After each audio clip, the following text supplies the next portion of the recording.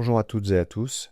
Aujourd'hui, je vous emmène à la découverte d'un compositeur fascinant, un homme aussi brillant que complexe, un musicien qui a traversé les plus grands bouleversements du XXe siècle, la Révolution russe, les deux guerres mondiales, l'exil, le retour en Union soviétique et les années de terreur stalinienne. Son nom est Sergueï Prokofiev. Il est l'auteur de mélodies mondialement connues comme Pierre et le loup, de ballets extraordinaires comme Roméo et Juliette, de concertos flamboyants et de symphonies puissantes. Mais derrière cette musique se cache une existence pleine de paradoxes. Comment un compositeur aussi moderne a-t-il pu choisir de revenir vivre dans l'Union soviétique de Staline ? Pourquoi est-il mort le même jour que Staline, dans une quasi-indifférence générale ? C'est ce que nous allons découvrir. Nous partons en Ukraine en 1891. Le 23 avril de cette même année, dans un petit domaine agricole appelé Sontsovka, naît Sergueï Sergueïevitch Prokofiev. À cette époque, la région appartient à l'Empire russe. Son père est ingénieur agronome. Sa mère, Maria, est une excellente pianiste amateur. C'est elle qui va tout changer. Elle joue plusieurs heures chaque jour des œuvres de Beethoven, Chopin, Schumann. Le petit Sergueï écoute. Très vite, il ne se contente plus d'écouter. À 5 ans, il compose déjà sa première petite pièce pour piano. À 7 ans, il écrit un opéra. Mais déjà, son imagination est débordante. Ses parents comprennent rapidement qu'ils ont affaire à un phénomène. Ils engagent alors un professeur particulier.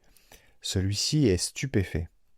L'enfant possède une mémoire exceptionnelle, une oreille absolue et surtout une incroyable confiance en lui, une confiance qui ne le quittera jamais. À seulement 13 ans, Prokofiev entre au prestigieux conservatoire de Saint-Pétersbourg. Imaginez la scène, au milieu de jeunes adultes parfois âgés de 20 ans, arrive un adolescent frêle, portant sous le bras plusieurs opéras déjà composés.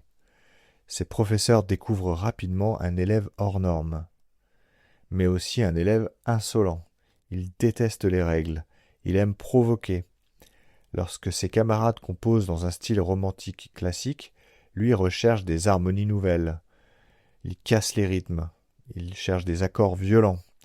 On raconte qu'il adore choquer le public. Pendant les examens de piano, il joue souvent ses propres œuvres, des pièces incroyablement difficiles, brillantes, explosives. Une manière de dire « je ne veux pas être le prochain Chopin, je veux être le premier Prokofiev ». Au début du XXe siècle, la musique évolue rapidement. Debussy révolutionne l'harmonie. Stravinsky scandalise Paris avec le Sacre du printemps, et Prokofiev suit la même voie. Ses premières œuvres sont parfois accueillies avec enthousiasme, mais souvent avec incompréhension. Certains critiques parlent de musique barbare, d'autres le qualifient de génie. Le public, lui, est partagé. Lorsqu'il interprète son premier concerto pour piano, certains applaudissent, d'autres sifflent. Cette opposition amuse Prokofiev. Il dira plus tard « Si tout le monde est d'accord avec votre musique, c'est qu'elle n'est probablement pas assez nouvelle. » Arrive 1917, la révolution, l'empire russe s'effondre, le pays plonge dans le chaos. Pour beaucoup d'artistes, l'avenir devient extrêmement incertain. Prokofiev hésite. Doit-il rester ou partir ? Lénine autorise certains artistes à voyager. Prokofiev saisit sa chance. En 1918, il quitte la Russie. Il pense partir pour quelques mois. En réalité, il ne reviendra qu'après près de 20 ans.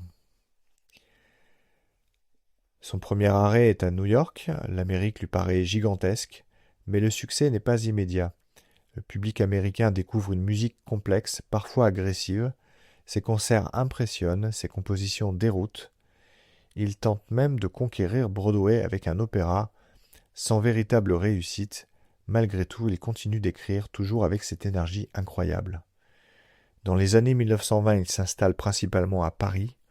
La capitale française est alors le centre artistique du monde. On y croise Picasso, Cocteau, Ravel, Stravinsky et surtout Serge Diaghilev, le célèbre directeur des ballets russes. Diaghilev commande plusieurs ballets à Prokofiev. Leur relation est parfois tendue. Diaghilev critique beaucoup, Prokofiev répond avec fierté, mais de cette collaboration naissent des chefs-d'œuvre, parmi eux Le Fils prodigue, une œuvre magnifique. Prokofiev est un homme singulier, très méthodique. Il tient un journal presque quotidien. Il adore les échecs, il aime les automobiles. Il apprécie les vêtements élégants. Contrairement à l'image du compositeur bohème, il est extrêmement organisé. Chaque journée est planifiée. Composition, correspondance, lecture, promenade, travail, toujours dans le même ordre. Cette discipline explique en partie son immense production, plus de 130 œuvres majeures. Mais on arrive au grand mystère de sa vie. Pourquoi revenir ? Dans les années 1930, l'Union soviétique lui fait les yeux doux. Le régime lui promet des concerts, des commandes, des orchestres, une reconnaissance nationale. Pendant ce temps, en Europe occidentale, la crise économique frappe durement. Les concerts diminuent, les revenus aussi. Prokofiev croit pouvoir vivre confortablement en URSS tout en restant libre. Il se trompe. En 1936, il s'installe définitivement à Moscou, un choix qui étonne tout le monde. Cette même année l'est l'une de ses œuvres les plus célèbres, Pierre et le loup. À première vue, c'est une œuvre pour enfants, mais elle est bien plus que cela. Chaque personnage est représenté par un instrument, le canard par le hautbois, l'oiseau par la flûte, le chat par la clarinette, le grand-père par le basson, le loup par les cors, et Pierre par l'orchestre à cordes. Cette idée pédagogique est géniale.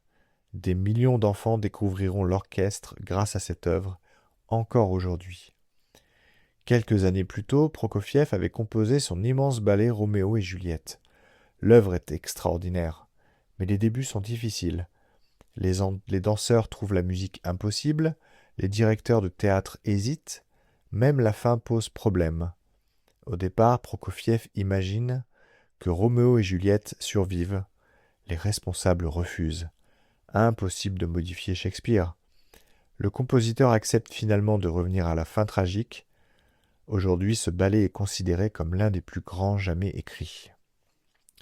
En 1941, Hitler envahit l'Union soviétique. La guerre bouleverse tout.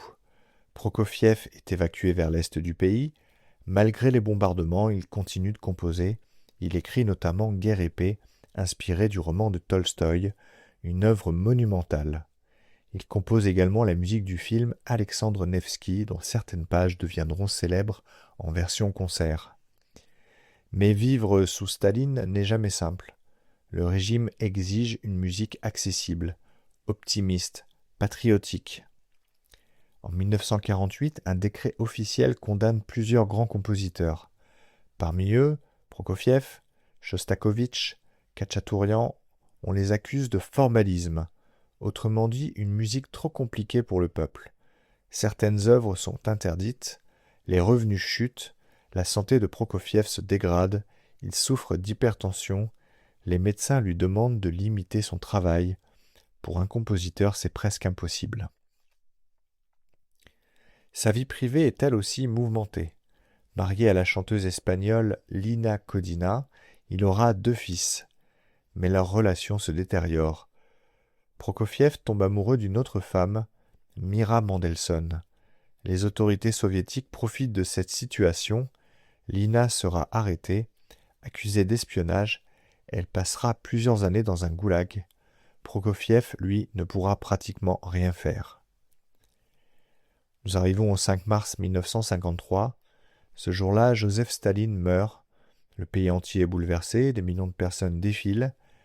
Mais ironie tragique, Prokofiev meurt lui aussi, le même jour. Sa disparition passe presque inaperçue, les fleurs sont réquisitionnées pour les funérailles de Staline, peu de journaux parlent de lui, même organiser ses obsèques devient difficile, comme si l'histoire avait décidé d'effacer son dernier instant.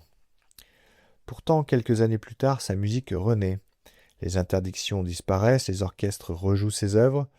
Aujourd'hui, Prokofiev est considéré comme l'un des plus grands compositeurs du XXe siècle. Ses concertos sont joués partout, ses symphonies également. Son ballet Roméo et Juliette est devenu incontournable. et Pierre et le Loup continuent d'initier des générations d'enfants à la musique classique. La vie de Sergueï Prokofiev ressemble à l'une de ses œuvres, pleine de contrastes, d'humour, de violence, de tendresse. Il fut un enfant prodige, un révolutionnaire musical, un exilé, puis un artiste pris au piège d'une dictature. Malgré tout cela, il n'a jamais cessé de composer. Son langage musical reste immédiatement reconnaissable, des mélodies lumineuses, des rythmes percutants, une ironie subtile et une émotion qui surgit souvent là où on l'attend le moins. Si vous ne connaissez pas encore sa musique, je vous recommande quelques œuvres pour commencer. Bien sûr, Pierre et le Loup, puis le ballet Roméo et Juliette, la symphonie classique, le 3e concerto pour piano, ou encore les magnifiques Visions fugitives pour piano. Vous découvrirez un compositeur qui savait être tour à tour enfant, poète, virtuose et visionnaire. J'espère que cette capsule vous aura plu. N'hésitez pas à vous abonner et à partager l'épisode. À bientôt pour un nouveau voyage à travers les grandes figures de l'histoire.